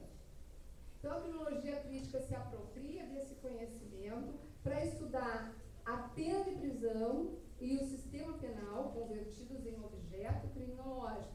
As conclusões da criminologia cobrem um período que vai do capitalismo industrial, que foi o período inicialmente analisado na fala do professor Marildo, até o capitalismo contemporâneo, tido como um capitalismo de barbárie, produtor de exclusão aberta. A análise da criminologia crítica nos diz que a prisão no capitalismo industrial cumpriu uma clara função de regulador do mercado de trabalho. A prisão substituta das casas de correção foi eleita. Por que ela foi eleita a pena central do sistema penal moderno? Por quê? Porque nós elegemos a prisão, ou seja, a prisão transformada em pena privativa de liberdade.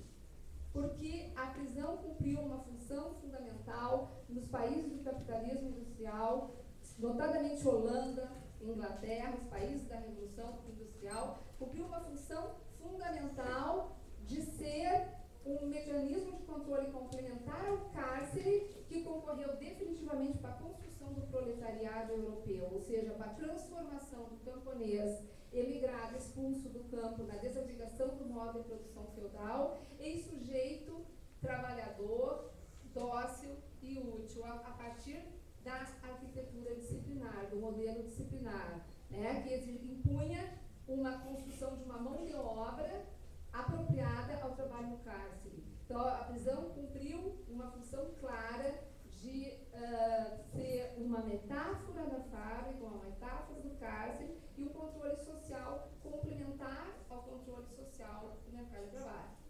No desenvolvimento do capitalismo, até nos outros países centrais e mesmo periféricos, essa função não se cumpriu instrumentalmente. Mas o que restou do embrião discursivo da prisão? Restou o mito da ressocialização pelo trabalho, porque sustentando essa função de construção do proletariado europeu, de transformação do sujeito na prisão, no laboratório da prisão, sustentando isso, se criou uma criminologia etiológica, que foi justamente a criminologia responsável pelo discurso da ressocialização do delinquente no laboratório da prisão. Então, essa criminologia é a que se mantém simbolicamente vigente, legitimando historicamente a manutenção do mito da ressocialização. Então, a ressocialização pelo trabalho, que teve uma funcionalidade no início do capitalismo industrial, se transformou num discurso simbólico, mas que simbolicamente vem na história do Ocidente, sustentando a legitimação social da prisão. E o projeto de reformá-la nasceu com a própria prisão, como dirá o Foucault, e se mantém até hoje, sempre em nome das promessas não cumpridas. Então, tem uma legitimação histórica, mitológica, né, da prisão em nome da ressocialização, da reintegração, ou do que o Zaffaroni chama ideologias res. Porém, no atual momento planetário de poder do capitalismo globalizado, um capitalismo em que há um excesso não absorvido pelo próprio sistema, há um excesso de mão de obra ociosa, há um excesso de pessoas expulsas pela economia capitalista, a prisão volta a ser refuncionalizada, como um espaço de neutralização desses sujeitos descartáveis e volta a ser refuncionalizada num grande mercado lucrativo também, como os autores da criminologia contemporânea têm demonstrado. Então, a prisão transita, a pena de prisão transita de uma função de reabilitação pelo trabalho, que nos seus primórdios instrumentalmente concorreu para disciplinar o sujeito para a mão de obra na fábrica, para o exercício da mão de obra no cárcere, para a disciplina necessária, o adestramento do sujeito. Foucault vai falar de toda aquela transição da posição do corpo para a alma do condenado, em que era necessário construir um novo sujeito, o sujeito proletário. Se perde essa função, a prisão continua se sustentando no mito da ressocialização, para agora ser refuncionalizada num momento drástico de produção de descartáveis em série pelo capitalismo. Bom, e o sistema penal como um todo, então, vem ao longo do tempo produzindo uma função útil e real de construção simbólica e instrumental do criminoso. O sistema penal em interação com o conjunto dos controles sociais tem a função real de produção do criminoso. Produção do criminoso selecionado numa classe social específica, que é são as classes subalternas, mais ou menos incorporadas ao modo de produção capitalista. A seletividade do sistema penal, então, é classista, anteriormente ideologicamente classista ou contemporaneamente abertamente classista. Essa análise serve para a América Latina. Esse marco analítico, então, que manda estudar as instituições de controle relacionadamente à estrutura, e óbvio que a prisão, então, é um braço instrumental ideológico da reprodução da desigualdade no capitalismo, perpetuando como marginalização secundária o processo de marginalização primária produzido pelo capital. A prisão absorve, seja a pobreza no passado, seja a exclusão no presente. Como que a criminologia latino-americana vê essas teses, esse acúmulo criminológico? Essa análise da prisão serve para entender a nossa prisão e o nosso sistema penal parcialmente. A tese da prisão e do sistema penal e da prisão como lugar de construção de uma criminalização seletiva e desigual é estrutural. Não há como abrir mão desse acúmulo que é considerado irreversível. Ou seja, qualquer tecnologia que se diga crítica hoje tem que partir daí, a aceitação da irreversibilidade das conclusões do paradigma da reação social e de uma criminologia marxista sobre a seletividade classista do sistema penal. Quanto a isso, não há a menor sombra de dúvida. Agora, sobre a especificidade como isso acontece na periferia, é que a criminologia crítica latino-americana vai trabalhar. Em primeiro lugar, a análise da prisão como uma instituição de controle fundada na disciplina e reprodutora do modelo disciplinar e funcional à produção do proletariado europeu é uma tese muito pontual do capitalismo europeu. Ela não serve para o entendimento da funcionalidade das nossas prisões, que são produto não apenas do processo de colonização, mas são herdeiras diretas do modo de produção escravista. O excesso que as prisões europeias tiveram que absorver na transição do feudalismo para o capitalismo era um excesso de mão de obra oriunda do modo de produção feudal. Era o camponês, era o artesão, destituído dos seus meios de trabalho e da sua forma de produzir, que foi assimilado como o potente trabalhador da fábrica e passou pelo processo de transformação dentro da prisão. O refúgio que as sociedades latino-americanas, e notadamente a brasileira, tiveram que absorver não foi o camponês, não foi um sujeito destituído da sua artesania, nem do seu pequeno pedaço de terra. Foi um escravo, foi a mão de obra escrava, herdeira da desagregação em termos do modo de produção escravista. As prisões brasileiras não podem ser descritas como prisões que aderiram à pena privativa de liberdade como um projeto de transformação da alma do sujeito, ou da subjetividade, ou da construção de uma subjetividade alterada. Aqui nós podemos afirmar, não sei se está de acordo com o acúmulo dessa criminologia periférica, que a pena corporal nunca saiu de cena como objeto da punição. A pena corporal, ela entra pelas mãos do colonizador, pela tradição de extermínio de índios e negros, que se estende com uma especificidade ao tronco e à tortura, ao modo de produção escravista, e ela entra como método punitivo dentro da nossa polícia, dentro das nossas prisões, dentro do nosso sistema penal e nunca mais sai de cena, e não apenas na ditadura militar, né? A pena corporal informal, os maus tratos, a crueldade, a inflição de uma pena privativa de liberdade, permeada de arbítrio e violação de direitos humanos, permeada de transbordante da legalidade, é a lógica punitiva da periferia. De maneira que, eu diria que um dos pontos centrais, maior preocupação de toda a criminologia periférica que se constitui no continente é justamente com a violência, o excedente de violência dos nossos sistemas penais.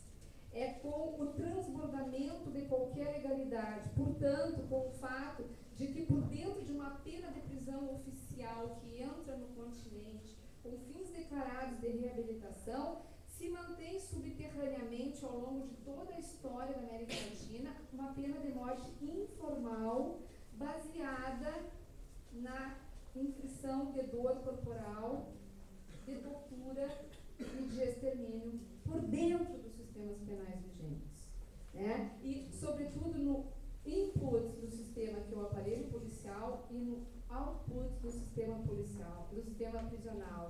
São as duas instituições do sistema penal que são cotidianamente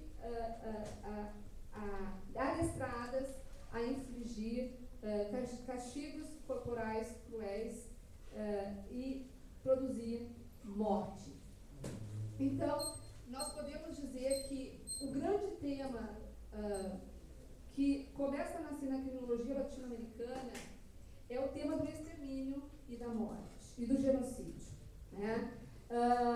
O Zaffaroni foi um dos autores que pontuou claramente que os sistemas penais latino-americanos são seletivos, que a seletividade é reprodutora da desigualdade social, que a prisão, sem dúvida, é reprodução da marginalização primária, expressa e reproduz a marginalização primária, mas que o grande problema aqui é a morte em massa, o genocídio em ato, o genocídio em marcha. E aí, um conjunto de indicações nessa direção é que vão conduzir à conclusão de que o grande objeto da criminologia crítica latino-americana teria que ser o estudo do controle social informal, porque justamente a permanência, a continuidade de penas cruéis e corporais no projeto de dominação burguês mesclado com uma série de outras questões, né, que estaria no centro da criminologia latino-americana. Então, a busca da especificidade é justamente demonstrar que nós temos um diferencial na América Latina que precisa urgentemente ser olhado pelos operadores do sistema oficial, do sistema penal oficial, os operadores do sistema penal oficial, que são vocês, hoje estudantes, amanhã operadores, que é a permanência do controle informal, violento, que coloniza a instituição do sistema penal e a instituição carcerária. Em assim sendo, os sistemas penais aqui merecem toda uma olhada especial. Eu não vou me estender mais aqui, então, continuando pontuando agora um conjunto de argumentos que eu quero desenvolver a partir dessa exposição. Sobre a criminologia latino-americana, eu vou me limitar às questões sobre a criminologia latino-americana. Para concluir, eu vou me limitar ao que está escrito aqui, que são conclusões a respeito desse debate, que são conclusões, enunciados, né, que eu entendo que sejam importantes para se pensar o que foi a recepção da criminologia crítica aqui na periferia e para pontuar qual é a minha conclusão geral, então. Um reencontro com a trajetória percorrida pelo paradigma da reação social e pela criminologia crítica na América Latina nos últimos 40 anos demonstra que aqui não houve uma disjuntiva entre, de um lado, recepção da criminologia crítica norte-americana e europeia e construção de uma criminologia crítica latino-americana, mas uma complementariedade mais sutil e complexa, pois a partir da década de 70, tanto se recepcionou o paradigma da reação social e seus desdobramentos teóricos marxianos, quanto quase que simultaneamente se produziu conhecimento novo, ou no próprio processo de recepção, conferindo-se a este paradigma uma continuidade periférica, alargando-se assim o campo da criminologia crítica como marco teórico, seja latinizando-a, seja produzindo conhecimento novo. 2. Eu afirmaria hoje que existe uma criminologia crítica latino-americana, plural e complexa, liberta do colonialismo intelectual, ainda que em seus momentos fundacionais e ao depois, marcada pela interlocução com as matrizes norte-americana e europeia. 3. A recepção do paradigma da reação social em seus diferentes e fecundos desenvolvimentos teóricos foi e continua sendo válida para se compreender aspectos estruturais e lógicos de funcionamento dos sistemas penais e do controle social. Até porque o centro do capitalismo, onde aquele paradigma se produziu, é constitutivo dos modelos de controle controle social da periferia. Mas é de fundamental importância, então, buscar as especificidades da periferia mediante um saber próprio. O processo, então, simultâneo de recepção da criminologia crítica da América Latina, de construção da criminologia crítica latino-americana, não teve continuidade coletiva no subcontinente, mas sim individual, mediante esforços que, apesar de cruzados, têm sido locais e biográficos. As diferenças analíticas que atravessam essa continuidade autorizam a referência às criminologias críticas latino-americanas e brasileira no plural.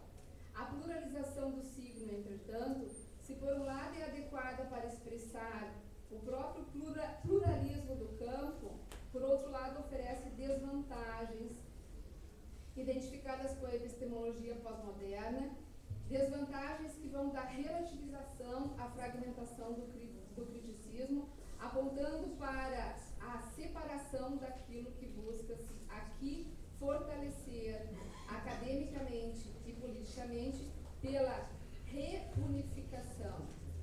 O processo a que me referi não foi, portanto, de transculturação, mas sim de recepção e de desenvolvimento crítico simultaneamente no centro e na periferia planetária.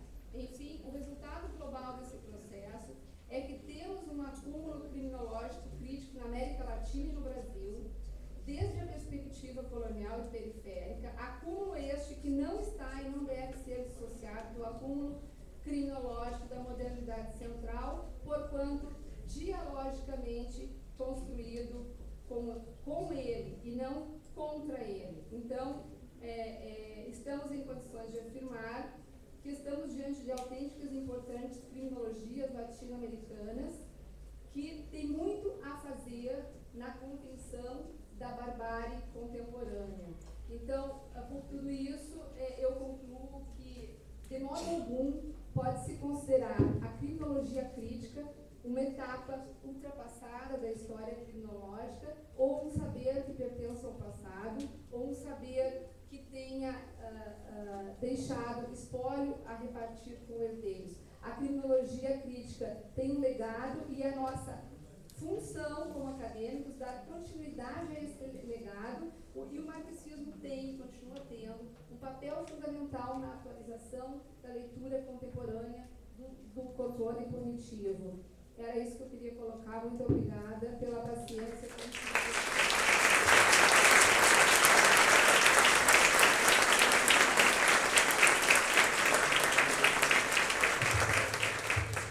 Obrigada, professora Vera.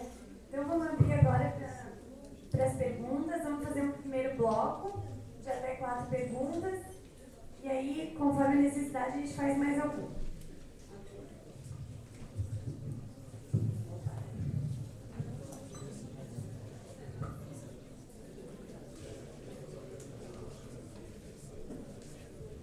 Boa noite. Cumprimentar a professora Vera. Uma alegria muito grande estar aqui nessa noite com você, Marilda, todos. Bom, queria trazer um dado da atualidade, né, já que o Marilda falou em vários dados, queria trazer uma contribuição aqui para pensar um problema, né, que está ocorrendo nos últimos protestos no Rio de Janeiro, e o último foi mais significativo nessa, para nós que estamos querendo analisar o comportamento da polícia, por exemplo, com as dezenas de prisões que ocorreram usando a lei de organizações criminosas, né? As pessoas foram diretamente levadas para a Bangu. Eu queria contextualizar aqui alguns dados da pesquisa Convivência Democrática e Governabilidade na América Latina, que foi organizada pela Flaxo em 2010 e 2011, e agora a parte em 2012 eu participei. Alguns dados para contextualizar essa questão. Então, a minha principal preocupação que eu queria provocar à mesa é que a sociedade está pensando em relação ao comportamento da polícia, já que a Vera nos convida a fazer essa análise também da repressão social, o informal, se eu compreendi bem. Tá? Então, um dado para colaborar com isso. Então, se eu entendi bem, a tendência seria a colaboração das pessoas nessa repressão, e perguntadas sobre isso, elas diriam abertamente. E eu lhe diria que, sim, você está correto, né? De acordo com esses dados. Foi feita a pergunta para moradores da cidade do Rio de Janeiro, São Paulo e Salvador, e foi universalizado como se fosse a opinião do povo brasileiro. Se você confia nos militares e na polícia, o quanto você confia, né? Na polícia, cerca de 70%, pouco ou nada, e nas Forças Armadas, cerca de 65%, pouco ou nada. E aí, ficamos felizes com esse dado, né? E logo já vem a porrada, né? Concordando com o pessimismo do Mário. Considera que as Forças Armadas devem participar das seguintes atividades? Foram perguntadas para as pessoas, né? Se você acha que as Forças Armadas têm que fazer o seguinte: combate ao narcotráfico, cerca de 90%, sempre ou quase sempre, as Forças Armadas servem para isso. E aí vem o último dado: repressão a protestos. O que vocês acham?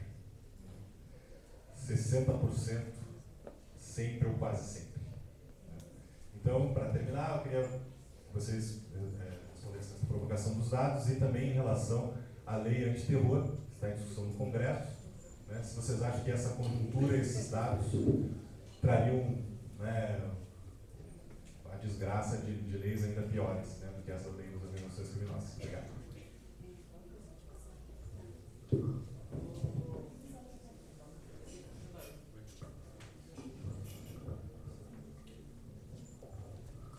Boa noite.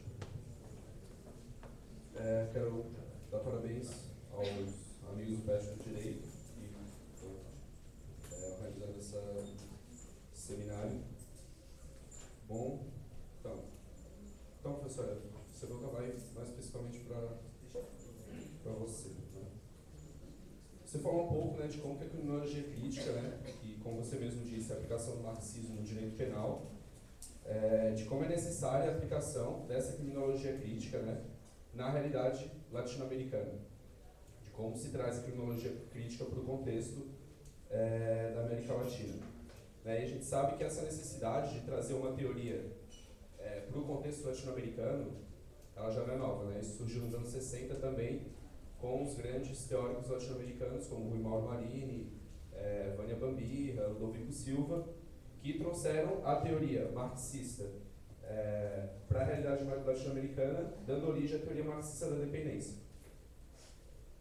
Então, a pergunta que eu deixo é que como a teoria marxista da dependência pode ajudar na construção de uma teoria de criminologia crítica latino-americana, como que ela pode auxiliar os teóricos do direito a trazer essa teoria de criminologia crítica para a América Latina, né? Como que ela ajuda a compreender um pouco melhor essa aplicação. Obrigado.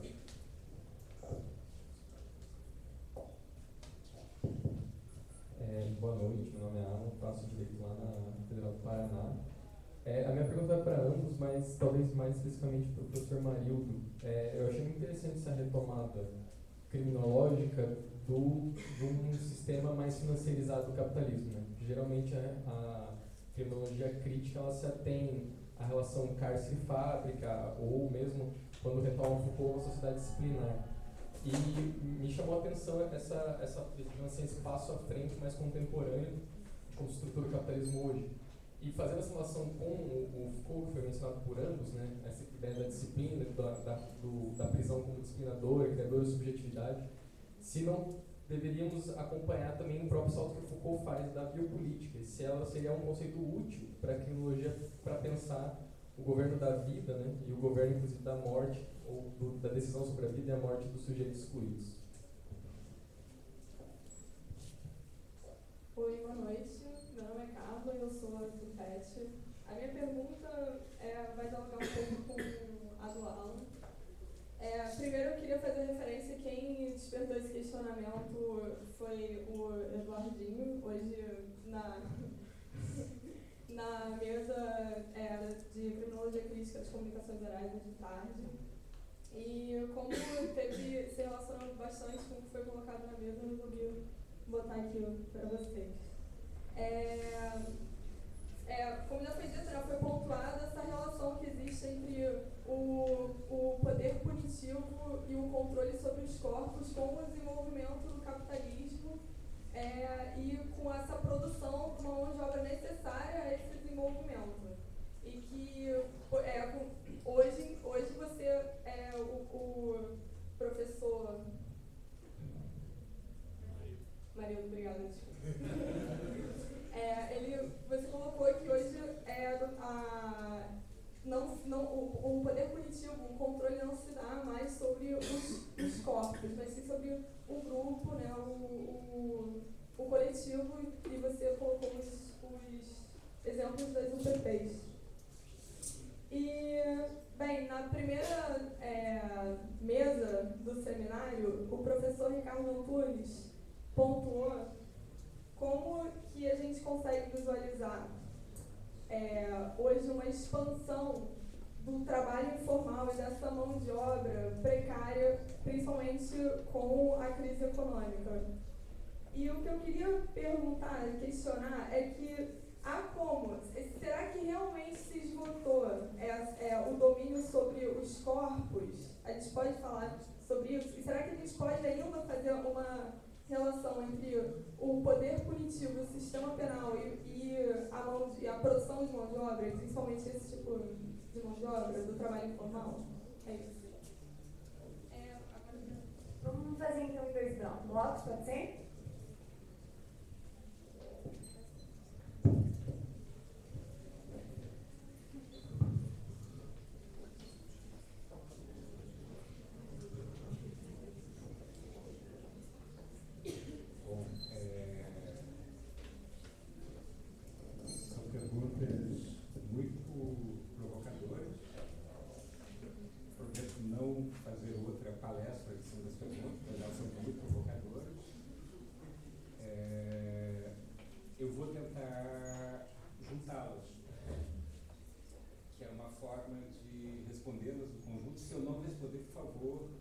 Revolte-se contra essa minha tática.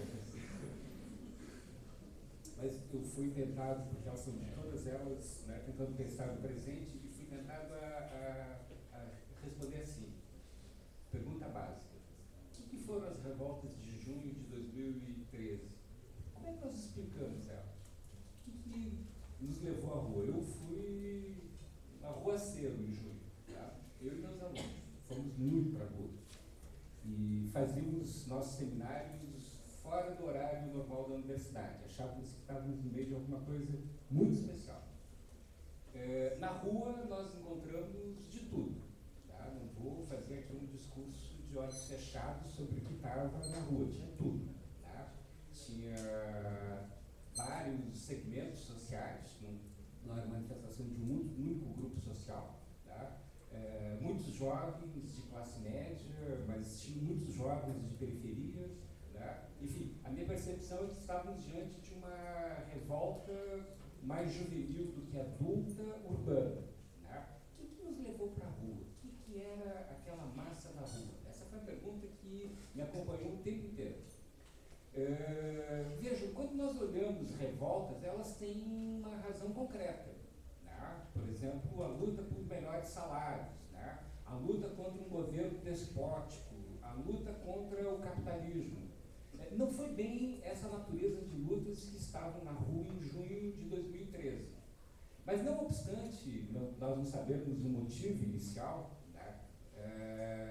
Alguma coisa insuflou aquelas velas para que elas estivessem na rua. Algum vento soprou, né? Para que no Rio de Janeiro, por exemplo, nós fizéssemos uma manifestação de 500 mil pessoas.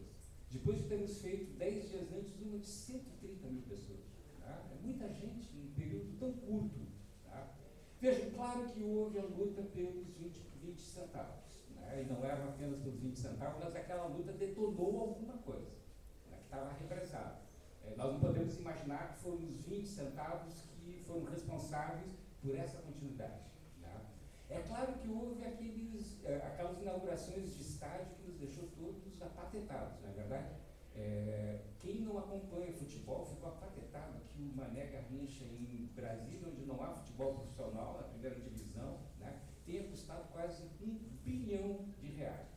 Todo mundo ficou apatetado que em menos de 15 anos o Maracanã sofreu a terceira reforma em menos de 15 anos. Lembre-se que o Rio foi a cidade do Pan-Americano, o Maracanã foi todo reformado, foi feito lá no Engenhão do meu querido Botafogo, enfim, né, o Rio de Janeiro viu o Maracanã ser derrubado e reconstruído várias vezes.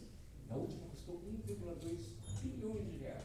É claro que isso nos deixou apatetados, junto do que são as notícias que vêm do Congresso Nacional, do que é a política do nosso país. Mas vejam, muitas dessas coisas não são novidades. O arbítrio com que se governa o espaço público num país como o nosso não é uma grande novidade. Mesmo porque, se nós acompanharmos um pouco a nossa história republicana, o modo como o PT foi incorporado no esquema de parte de um processo de dominação, né, também não nos deixaria aqui muito surpresos com o que tem sido o todo. O que nos levou para a rua? Eu fiquei, e vou tentar mostrar para vocês uma hipótese muito rapidamente, evidentemente pelo tempo escasso que nós temos, né, e que vai dialogar com cada uma dessas questões. Vejam, algum tempo atrás, um livro em homenagem ao Luiz Vacan, né, que foi publicado, foi organizado pela Vera Malaguti, publicado pela Revan, né, nesse livro, eu, recuperando um pouco as teses do Vacan e me diferenciando um pouco de algumas formulações dele do Estado penal, eu tento trabalhar com a seguinte hipótese. Nós vivemos hoje a formação de um Estado de exceção de novo tipo. Ele é novo na história. Vejam, o estado de exceção na história do Ocidente, na história republicana ocidental, ele começa a surgir na metade do século XIX. Foi o primeiro estado de exceção, justamente na França, em 1848. Em 1848, na França, nós tivemos em fevereiro e em junho duas grandes revoluções. A primeira derrubou uma monarquia constitucional, e a segunda tentou aprofundar a República, produzindo a primeira república social da história moderna. Ou, se vocês quiserem, a primeira tentativa de socialismo na história moderna. O que foi o estado de exceção em junho de 1848? Foi justamente a junção das classes dominantes com as classes médias contra o proletariado. O modelo clássico de estado de exceção. O proletariado é uma ameaça. Ele tenta produzir novas formas de poder. O estado de exceção é contra as tentativas dele. Este modelo de estado de exceção, com várias mudanças, evidentemente, está por detrás da experiência traumática do estado de exceção da metade do século XX na Europa. O nazismo e o fascismo foram estados de exceção também contra tentativas revolucionárias dos de baixo. Com o mesmo modelo, classes médias, as classes dominantes, se utilizando de um aparato penal, de um aparato legal, né, contra aquelas massas. E com isso, todo o instrumento, né, do exército, da polícia, etc, etc. Mas vejam, no século XX, final dele, início do século XXI, principalmente no início do século XXI, isso explica as UPPs, nós não temos um estado de exceção com essa configuração social. Vejam, quando as UPPs são feitas no Rio de Janeiro em 2010, foi no meio de uma eleição. A ocupação do Complexo do Alemão, né, foi feita exatamente no período entre o primeiro turno e o segundo turno da eleição presidencial. Aquela ocupação foi uma ocupação militar. Para nós que lutamos contra a ditadura militar, aquilo lá nos deixava completamente de cabelos em pé, arrepiados. Foram 500 fuzileiros navais, 8 tanques de guerra, foram vários helicópteros, em torno de 50 mortos. E a população aplaudindo de pé. Que é a última pergunta da pesquisa. A população aplaudindo de pé. Quem era a população que aplaudia de pé? As classes dominantes, evidentemente. O Rio é um grande espaço, é uma plataforma de financiarização importante do capitalismo brasileiro e mundial, ou seja, uma plataforma de financiarização, onde dentro dela dois pontos da financiarização são importantes. O petróleo, né?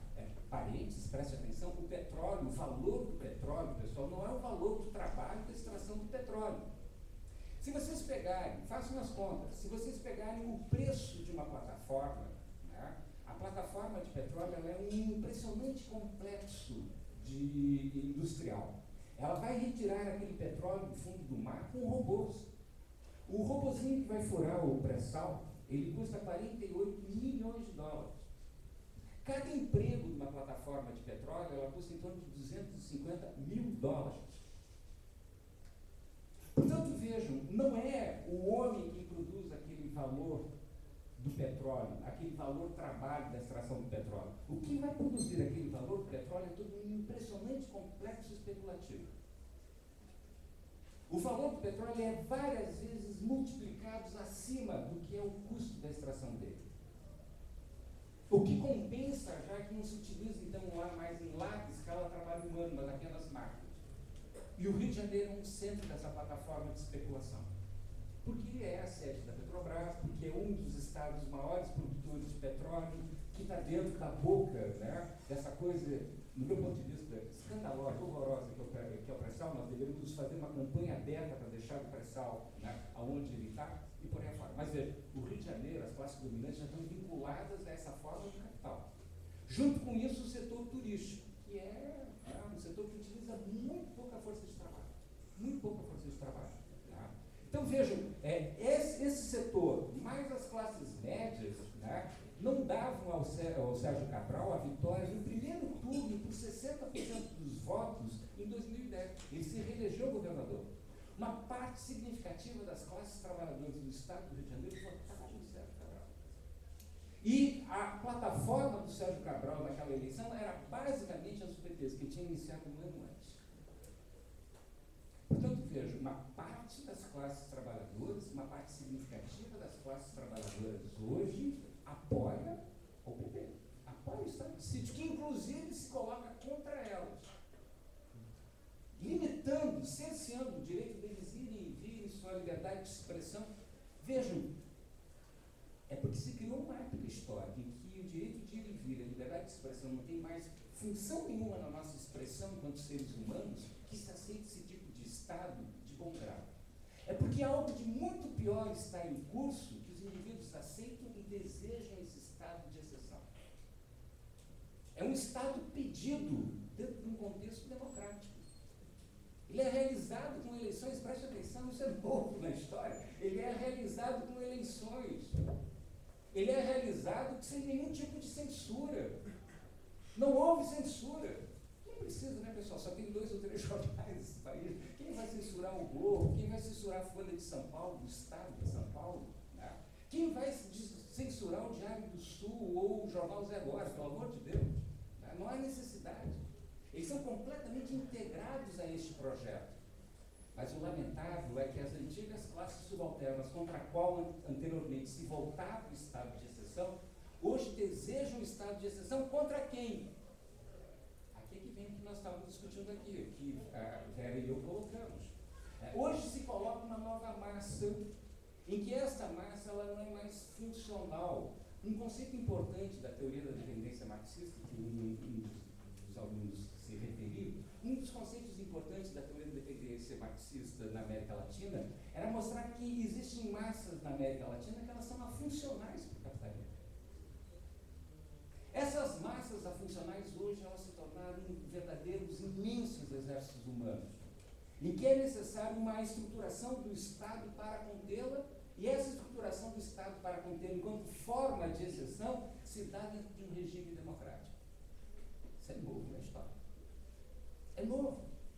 Vejam, e este estado de exceção, ele tortura. Está lá o caso da Marildo na UPP da Rocinha. Mata e esconde os corpos. Vejam, na ocupação do complexo do Alemão foram 50 cadáveres feitos. Você sabe quem é? Ouviram falar disso? Portanto, vejam, este novo modelo de estado de exceção, né, ele é acachapante, ele é assustador. E ele é mais assustador porque ele pressupõe também uma forma de controle a céu aberto. Assim como o nazismo fazia o controle nos campos de concentração, este novo estado de exceção também faz o controle de massas humanas a céu aberto. Todos Todos nós sabemos, nós não podemos fazer aquela velha, né, saída dos franceses, perdão, aquela velha saída dos alemães da francesa, que depois do nazismo diziam que não sabiam dos campos de concentração. Essa desculpa esfarrapada nós não podemos usar. Nós sabemos das UTPs. Os horrores das UTPs estão sendo descobertos, estão sendo trazidos a público. E mesmo assim, veja, nada se move. Mas volto aqui às manifestações de junho. Vejam, esse estado de horrores que está sendo imposto de forma democrática tem um preço subjetivo impagável. Esse preço subjetivo impagável, eu trataria ele de um conceito que não tem nada a ver com o marxismo ou com a criminologia crítica, que é da psicanálise, que é o de mal-estar.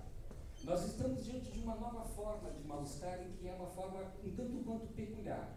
O mal-estar na cultura, né, que o Freud trabalha, naquele seu belíssimo livro de 1929, na véspera do nazismo, o Freud já percebia esse processo em movimento. O mal-estar, naquele contexto, dizia o Freud, é o seguinte: a sociedade exige dos indivíduos mais do que ela retribui. O sacrifício que ela exige de cada um é muito maior do que ela retribui como um ganho a este sacrifício. Veja, e vou fechando aqui a minha resposta.